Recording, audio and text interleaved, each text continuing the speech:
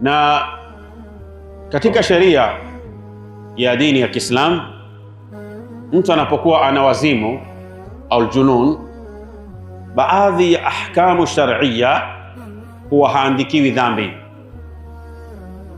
na anapoondolewa dhambi, rufi alqalami, ili kalamu inapoondolewa kwamba yeye haandikiwi tena dhambi, basi hata akifanya kinyume cha sheria anaambiwa huyu ni wazimu.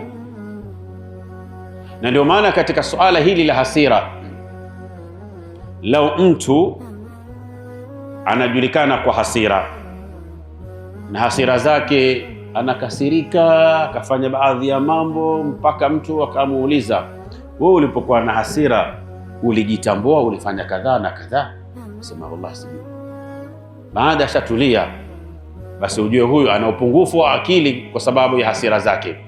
Na lau afanya jambo lolote wakati wa hasira ambayo hajitambui, na kwa sababu akili yake haiko sawa sawa, sheria imemwondolea baadhi ahkamu. MBTV, dira ya maisha yako.